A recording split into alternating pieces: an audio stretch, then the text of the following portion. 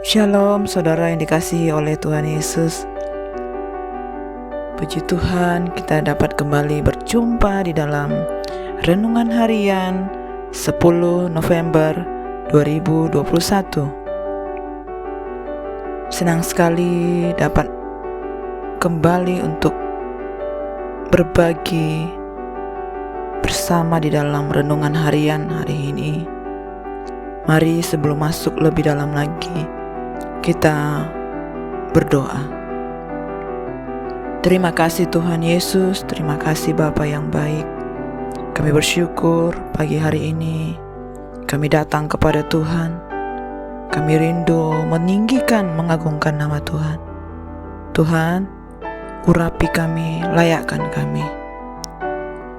Berkati kami dimanapun kami saat ini berada, sehingga kami boleh sungguh-sungguh untuk menjadi murid Kristus yang sejati. Bapa, pagi hari ini kami rindu merenungkan firman-Mu.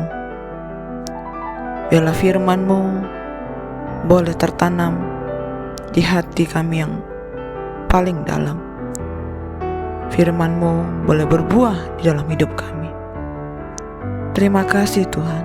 Roh Kudus, mampukan kami, berikan kami pengertian, berikan kami pewahyuan daripada Tuhan untuk mengerti dan dapat melakukan firman-Mu.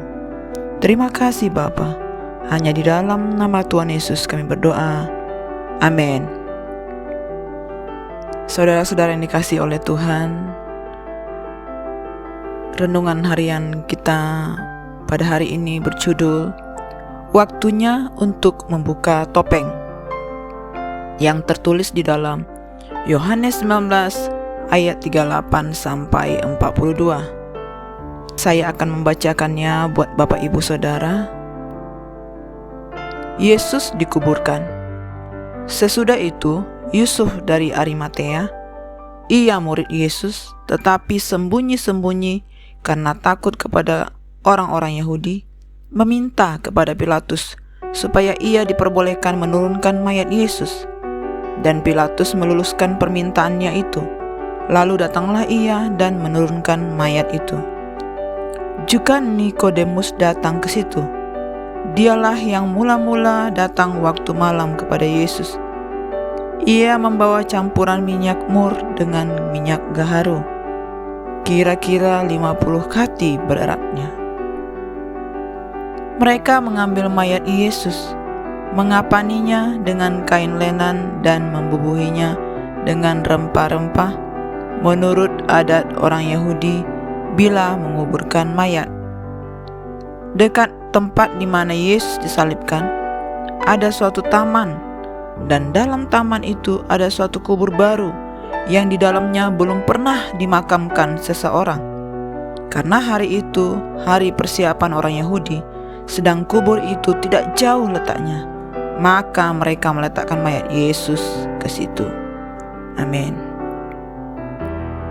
Nah, saudara yang dikasihi oleh Tuhan Yesus, hari Sabat semakin dekat. Jenazah Yesus masih tergantung di kayu salib. Siapa yang berani menurunkannya? Sanak famili tidak berdaya. Semua murid lari bersembunyi. Tiba-tiba dua murid Yesus yang bukan termasuk ke-12 murid mengambil alih. Yusuf dari Arimatea menurunkan jenazah Yesus untuk dimakamkan. Ia telah mendapat izin dari Pilatus. Mengetahui hal itu, Nikodemus segera menyediakan 50 kati rempah wangi untuk mengharumkan jenazah Yesus. Mereka kemudian memakamkan Yesus secara layak. Pada waktu itu, identitas dapat mengundang bahaya. Karena itu, demi alasan keselamatan, beberapa orang harus menyembunyikan identitasnya dan memakai topeng. Selama ini, Yusuf dari Arimatea dan Nikodemus menyembunyikan simpati mereka kepada Yesus. Mereka percaya kepadanya dan setuju dengan ajaran-ajarannya. Namun, Mereka tidak ingin kenyamanan hidup atau keluarga mereka terancam. Mendukung Yesus berarti mendukung penista agama. Ketika Yesus disalibkan, mereka akhirnya meninggalkan topeng mereka. Di hadapan umum, Yusuf dan Nikodemus menunjukkan simpati dan penghormatan kepada jenazah Yesus. Mereka memakamkan dia sebagai raja. Ia mencintai Yesus, tetapi tidak berani berterus terang, sebab mengaku murid Yesus dalam situasi saat itu penuh resiko. Tetapi tiba-tiba ia menjadi berani, walaupun Petrus, sang batu karang, sudah menyangkal Tuhannya. Murid-murid yang hidup bersama-sama Yesus selama 3 tahun lari tercerai-berai. Kristus dinyatakan sebagai nabi palsu dan penjahat oleh pengadilan. Di saat itulah, seperti itulah, Yusuf Arimatea secara berani menyatakan diri sebagai pengikut dan sahabat Yesus. Tokoh kriminal yang sudah dieksekusi tanpa memikirkan resiko. Di saat-saat yang rawan, ia berupaya memberikan yang terbaik dan berbuat yang terbaik bagi Yesus. Beranikah kita memproklamirkan diri sebagai sahabat dan murid Yesus di tengah-tengah dunia yang membenci Yesus, di tengah-tengah dunia di mana banyak murid Yesus yang lari tercerai-berai meninggalkan Yesus?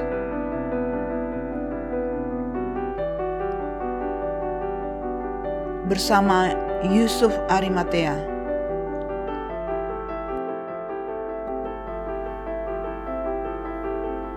Hal ini tentu saja memicu permusuhan dari sesama masyarakat Yahudi.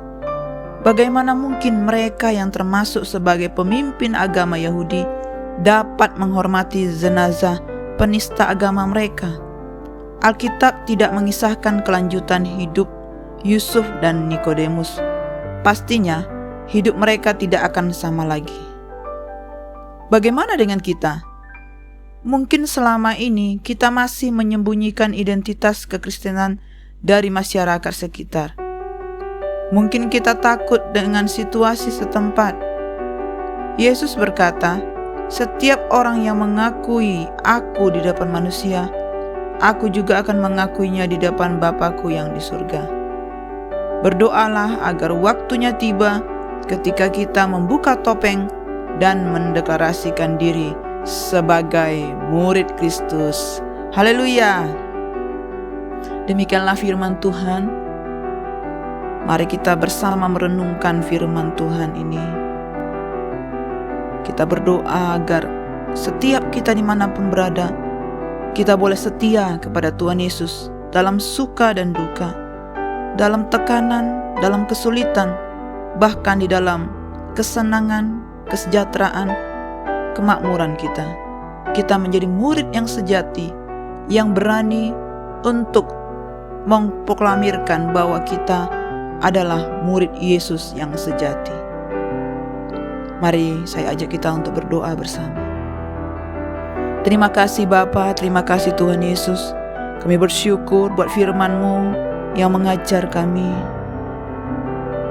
yang memperbaharui paradigma kami, sehingga kami berani untuk dapat menyaksikan tentang Yesus, menyampaikan kabar baik kepada setiap orang, bahwa Yesus adalah satu-satunya penebus, Allah yang hidup, Yesus yang sudah menyelamatkan dunia ini. Dan begitu besar pengorbanan kasih Yesus bagi dunia ini. Ia datang untuk menyelamatkan umat manusia, untuk menebus manusia dari dosa-dosa. Terima kasih Tuhan. Terima kasih Tuhan Yesus. Biar setiap kami dimanapun kami berada, kami diurapi, kami dikuatkan, kami berani ya Tuhan. Roh Kudus di dalam kami aktif dan berkarya lebih lagi. Berkati kami Tuhan dalam seluruh aktivitas yang kami akan lakukan sepanjang hari ini. Biar hidup kami mempermuliakan nama Tuhan. Apapun yang kami kerjakan seperti untuk Tuhan, demi kemuliaan nama Tuhan. Terima kasih Bapa. Hanya di dalam nama Tuhan Yesus kami berdoa. Haleluya. Amin. Selamat pagi, selamat beraktivitas. Tuhan Yesus memberkati.